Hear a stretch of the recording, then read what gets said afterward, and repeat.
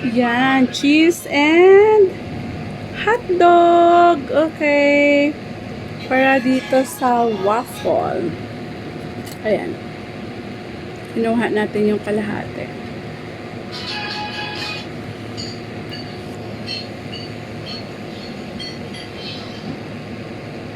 Cheese siya.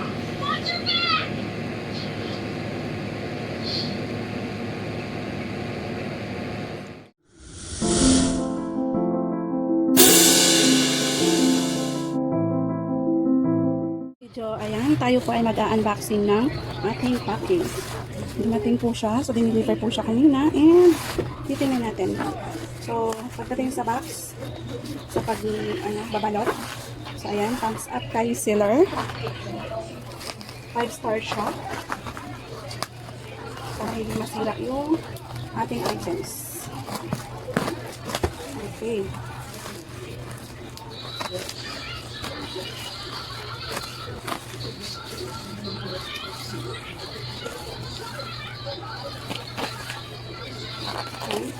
So, wow.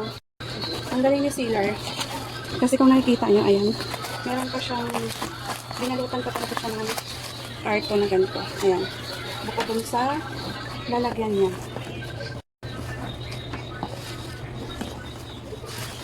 So, okay.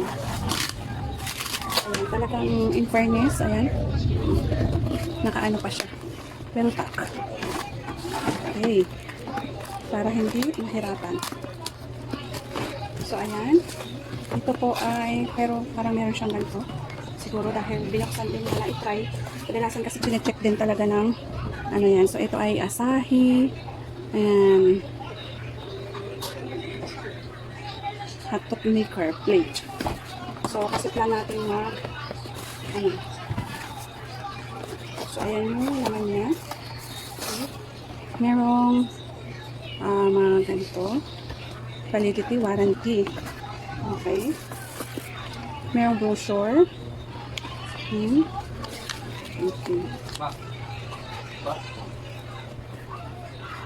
Bilhin mo na doon.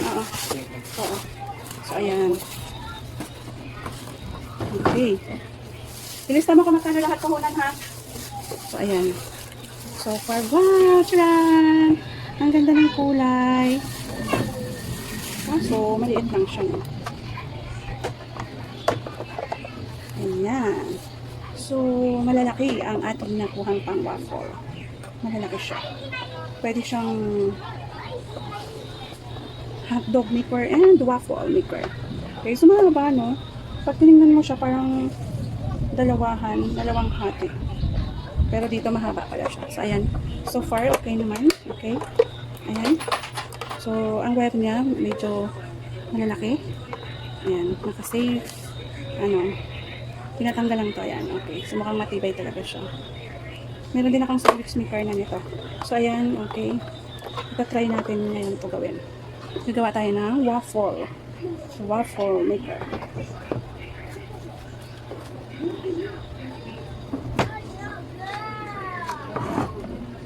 So, ayan na siya.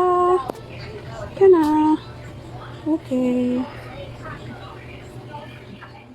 Okay, so ayan. Susukatin na po natin. Maglalagay tayo ng baking powder. Ayan.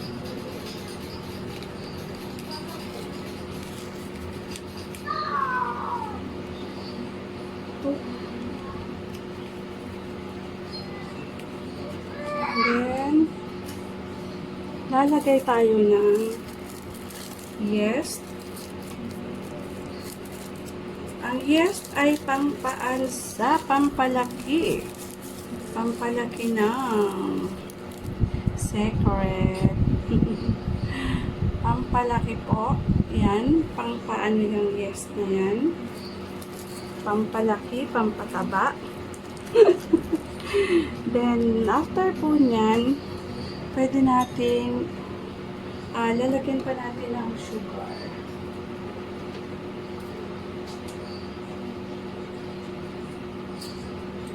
Brown sugar na ilang cups ba ang Kaya na ating brown sugar.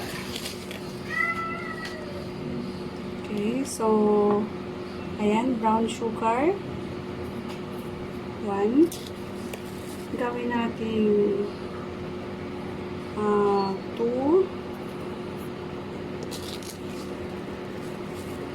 Kailangan manamis-namis na medyo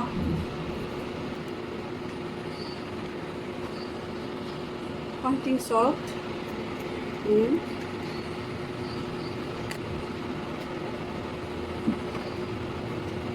Then saka natin siya i-mixture. Dapat lahat pagsasama-samahin mo yung ating powder na mga ingredients para hindi iwasan po natin na magamitan ito ng basang kutsara or measurement cups or spoon para yung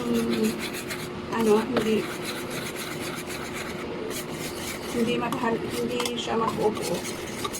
So ang ginamit ko ng panghalo ay yung sa egg para sure ako na maano siya.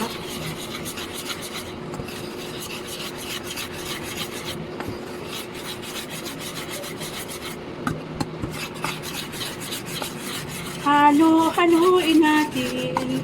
Halo-halong buhay. So, ayan guys. Ayan. After natin na mahalo yan,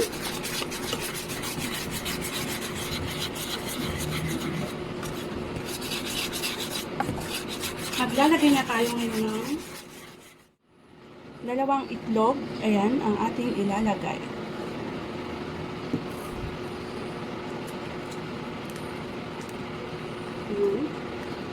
Pwedeng ihalo mo yung pwedeng nakahalo na ng maigi yung itlog, pwede rin namang hindi kasi depende rin yan sa mixture na gagawin mo.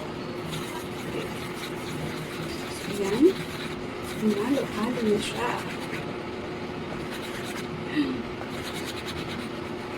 Lalagyan natin ng 2 cups na water.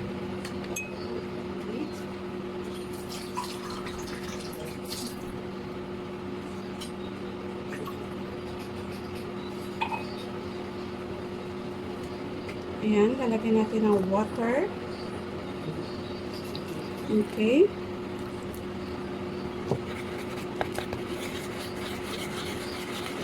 So, unti-unti natin haluin. Unti-unting haluin hanggang sa magsama-sama sila. Ayan. Medyo hirap lang tayo sa mixing bowl natin ngayon kasi ang gamit natin mixing bowl ay swerte kung sa isang na agad.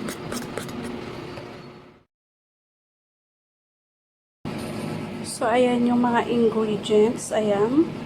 Hotdog and cheese.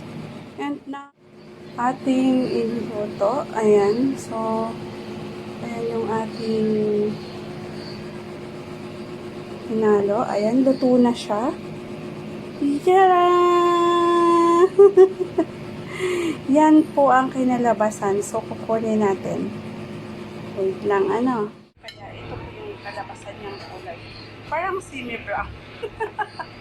Ang haba.